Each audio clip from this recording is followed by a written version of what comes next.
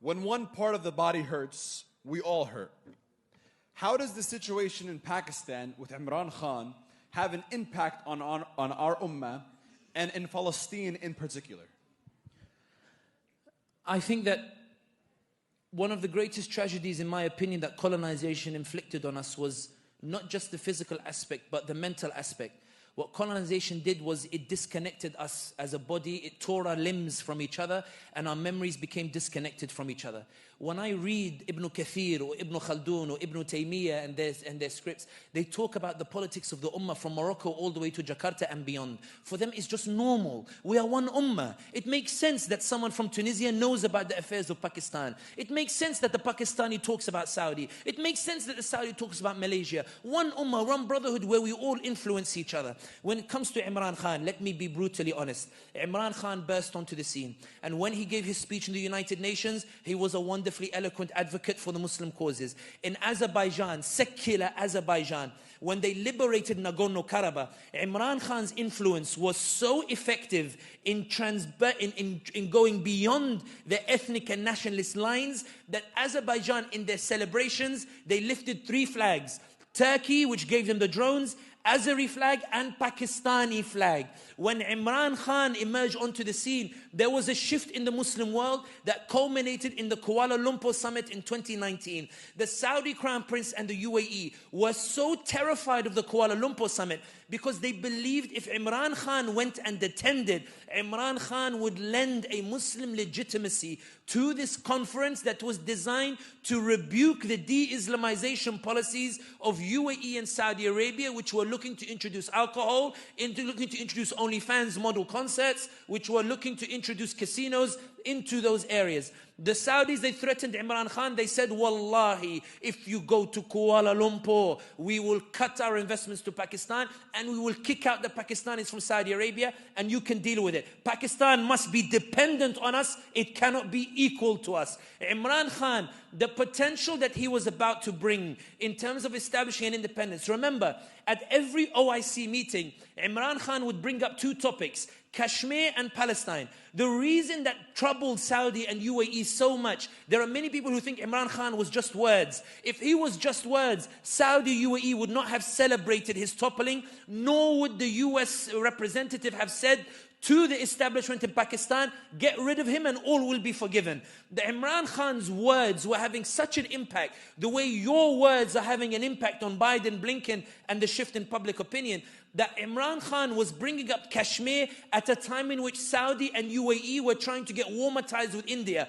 Remember, when Indian Prime Minister Modi's official insulted the Prophet Muhammad sallallahu alaihi wasallam and Sayyidina Aisha radiallahu anha, Modi panicked so much that he issued an unprecedented statement. He said, we respect all religions. His party had never made a statement like that in their entire history. They commissioned an article in Oman and other Arab capitals desperately trying to defend Modi and saying Modi had kicked out the official. Modi was worried that there would be a boycott and that the Muslim nations would punish India.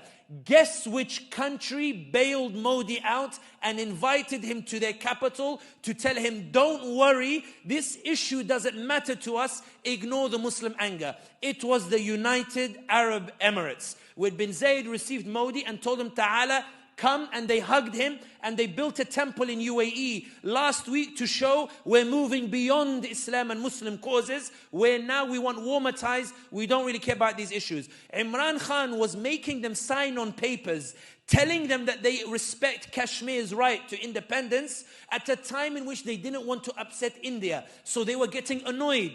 Imran Khan kept bringing up Palestine at the OIC and making Saudi and UAE sign on a commitment to Palestinian liberation at a time in which UAE and Saudi were trying to get close to the Israelis. They told Imran Khan, listen, calm down, bro. I'm trying to get close to India and Israel. Why do you keep bringing up these issues? Why do you keep talking about it? The Saudis were getting them not to talk about it.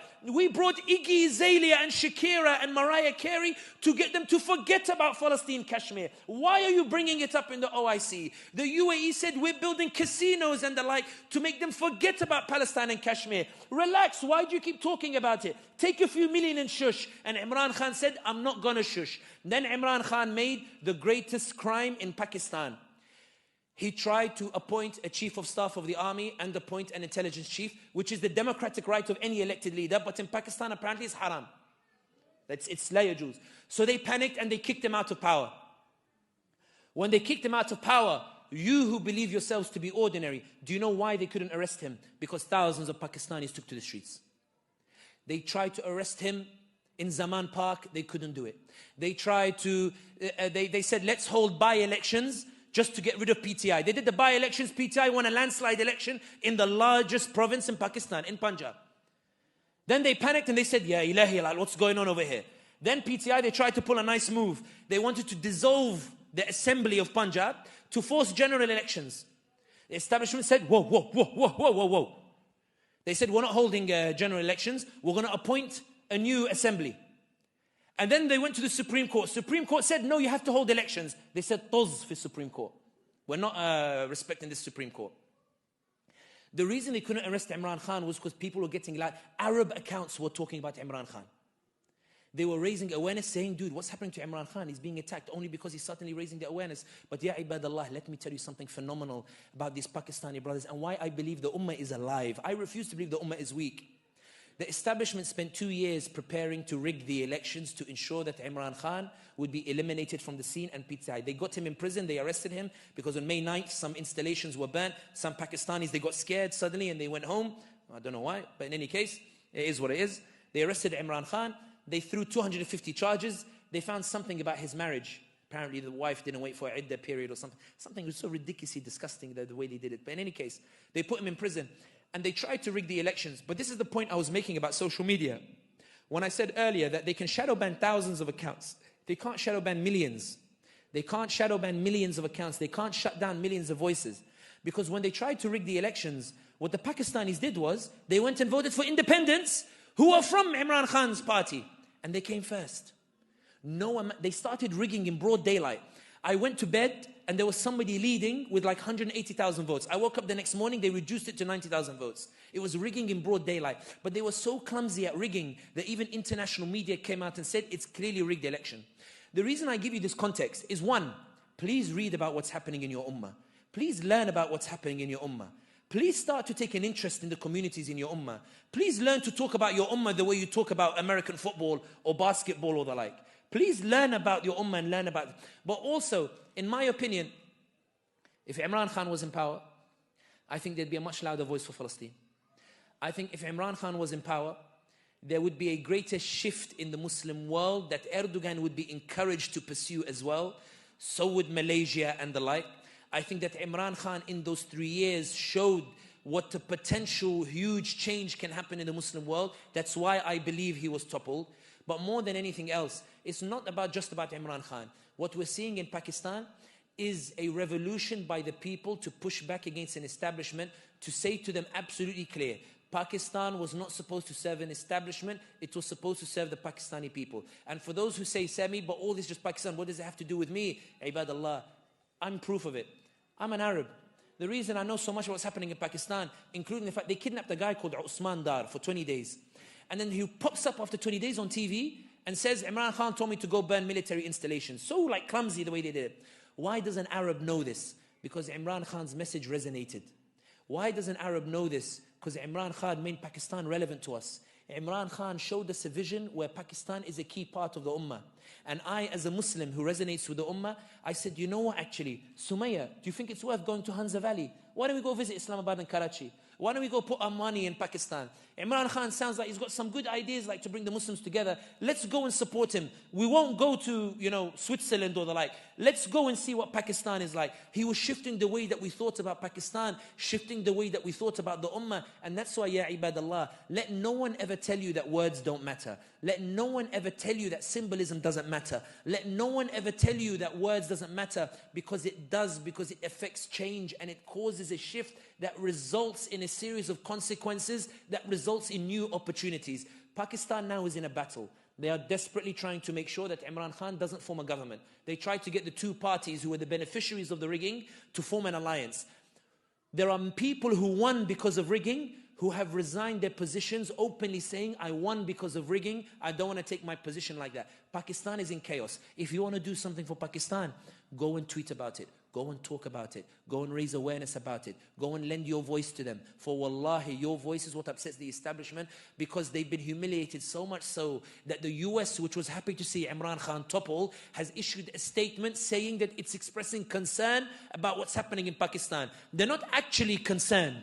They are rather trying to leave a way open in case Imran Khan comes back to power. There's a chance that he might. But the Ummah needs to rally. The same way that you saw you can make a difference on Gaza, you can make a difference on any issue related to the Ummah. Learn about Sudan. Learn about Pakistan. Go and learn it. You learn about so many other things. What's stopping you from going to learn and teaching your kids that these things matter? For wallahi, these borders are artificial. The Ummah is one. And the proof is that Allah in the history of Islam, the liberation of Al-Quds was done by Umar al-Khattab, the Arab, and by Salah ad-Din, the Kurd, and Constantinople fell to the Turk. And we have the most profound scholars in our history like Baba Ahmed from the West African kingdoms. And we have some of the greatest poets and scholars from modern-day Pakistan and India. And we have the Mughals, and we have those from Malaysia and India. Every single ethnicity contributed to Islam, because for them Islam was not ethnocentric. Islam was beyond that. Islam was anybody who said, I'm a Muslim. That's why our armies were composed of people from everywhere. Ibadallah, when did the Ummah start believing these borders that were made? Let's look beyond it. Let's learn about it. Because wallahi, in my opinion, if the Pakistanis win in Pakistan, there will be a domino effect on the rest of the Muslim world, inshallah. Takbir. Takbir.